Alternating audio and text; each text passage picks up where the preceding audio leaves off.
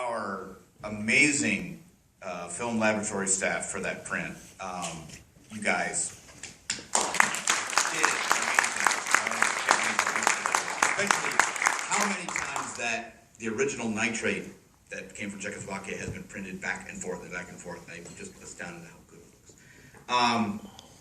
Anyway, so now my colleague Valerie Cervantes and I are going to give you a little bit of background here on basically what you've just seen and kind of what it all means.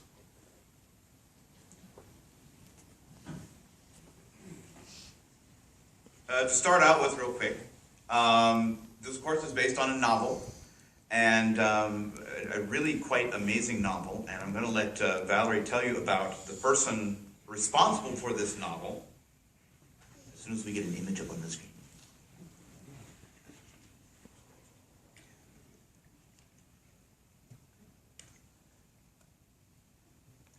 So the novel was written by Helen Hunt Jackson. She started out actually as a poet, and she was just kind of working her way through her work when she actually experienced a lot of loss in her own life, which you could see was reflected in the movie tonight. By the time she was 18, she had lost both her parents, and by the time she was 35, she had lost her first husband to a military accident and 2 of her only sons to diseases and illness. And so a lot of those tragedies that were in her own life were reflected in her later works. She had attended a meeting in, I think it was 1879, where an Indian chief was talking about how a lot of Indians at the time were being moved, Native Americans were being moved from one reservation to another with little support and a lot of discrimination. And so she took on sort of their plight and wanted to make a difference. To sort of, if you look at this one quote, she said, "I shall be found with Indians engraved in my brain when I am dead. A fire has been kindled within me which will never go out." And she started her poetry out with just sort of different stories, but it evolved into very much she wanted to make a difference for Native Americans. So first what she did, she wrote this book, A Century of Dishonor. And it was a treaty that it sort of followed a couple different tribes and how their plights, their individual plights, as a result of the U.S. government. And she actually had this published, she had this published and she had a copy given to each member of Congress at the time at her own expense. And all of her previous poetry that she had been writing, she had published anonymously under just H.H. But this was the first work that she had published under her own name because she felt very strongly behind it and she wanted to support its work. Unfortunately, it was dismissed as sentimental, and so she took another approach to help shed light on their plight. And taking a cue from Harry Beecher Stowe, Uncle Tom's Cabin, she wrote Ramona. Ramona it came out, she was actually given a special report by the government to go to California to look at what the Mission Indians at the time, if some of the land that was taken away from them, she was supposed to investigate if there was any improper treatment and if any of the land should be gifted back to them. And since, because the little reaction that she got from her previous nonfiction work, she thought maybe she could get to the American people themselves by writing a novel, because where people wouldn't read maybe like a nonfiction work, they'll read a novel that romanticizes sort of their plight. And it was hugely popular when it came out. It has never been out of print. It was, I think, printed at least 300 different times, and it was a huge hit. Unfortunately, most people were captured by the romantic vision of California during the colonial days, about the romantic triangle as you saw portrayed in the story. So unfortunately, people did react to her story, but still, again, not in the way that she had hoped they would.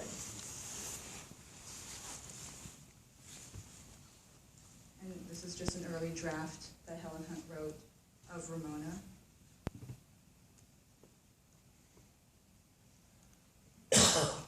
Well, sadly for Helen Hunt, she was really not able to enjoy the fruits of her labor and to see how people enjoy this book, because within a year she died herself. Within another 2 years, in 1887, a 5-act play was written for Ramona. Again, it was hugely popular, and continues to be so to this day. This poster is for this year's presentation of the play Ramona out in Hemet, California, where they have been performing this every year since 1923. They have a beautiful stage, a theater that has been built for it. They do the play outdoors. It is the longest running outdoor drama in the United States. And as you can see, Ramona became quite an item in this area. The picture in the lower right corner is from a box of lemons.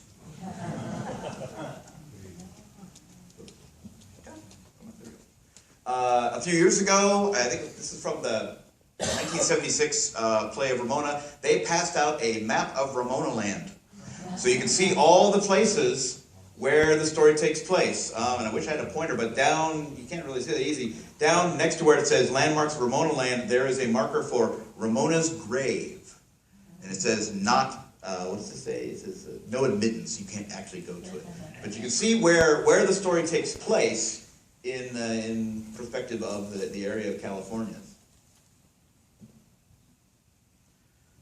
Well, of course, being, such a popular item, the cinema was attracted to it almost immediately. The first director to attempt a film of Ramona was D.W. Griffith at Biograph, and this is the advertisement that was put out to promote Ramona to the exhibitors. And basically, it starts out with, there are a few novels that are as important in America as Ramona, blah, blah, blah, blah, blah, blah. And this version of Ramona actually runs about 16 minutes. And it really depends on you having read the book to really enjoy the film, which is not uncommon for this time. These were basically picturizations of popular novels that everyone had read. So it's just like, well, here's this scene, and here's this scene from the book, and here's this scene from the book. These frame images you are seeing are from the original camera negative that we actually have here at the Packard campus. It is part of Mary Pickford's collection. Mary Pickford plays Ramona in this film, and she made an effort to gather up all the biographs that she was in for D.W. Griffith. And to add a real film geeky, nerdy note to this, if you notice the frame in the upper left with the 2 holes punched in it, this is how Biograph did their negatives. They would put raw film stock in their cameras with no sprocket holes, and as they ground the film through the camera, it would punch the sprocket holes. The whole idea being to avoid Thomas Edison's patents. And the way you could do it is the guy who invented this had been one of Thomas Edison's assistants. To give you an example of here is a scene from the original Ramona, adeptly accompanied by Simpson.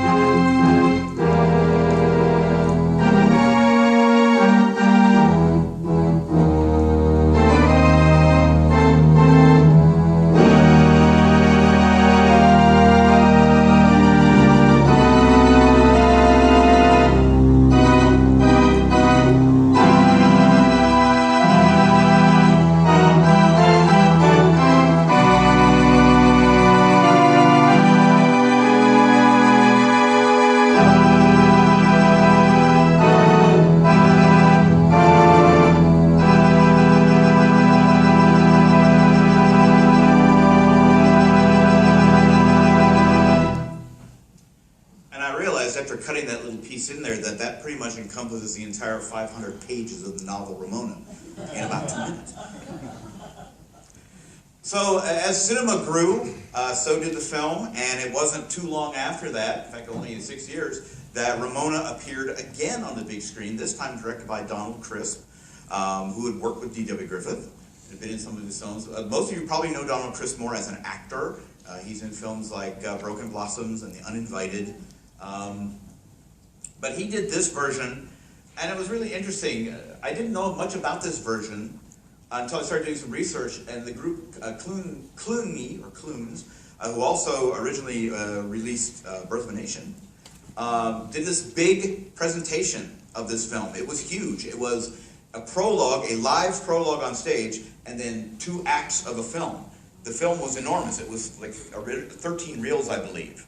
The sad thing about this, as often happens, is all that is left of this film now is 1 10-minute reel that is upstairs. We have it here. That is the only reel of this film that is known to exist. The film is the last part of the story. As you can see, this is Ramona with her child who has just died, up in the right-hand corner. This film deals a lot more, as the novel does, with Alessandro's deteriorating mental state. The stars of it were Ada Gleason, everybody's favorite, Ada Gleason, playing Ramona, and another great Indian actor, Monroe Salisbury, playing Alessandro. And we have, but this is what has happened to it. This is a section of the reel upstairs that is melting away, and this is, of course, the curse that we have to deal with on nitrate film. But here is a small section, and I apologize for the quality of this piece. We had to kind of grab it really quick. But again, this is basically the same scene from the 1910 version. This is the murder of Alessandro. And you'll see that Donald Crisp did pay attention when he was working with D.W. Griffith.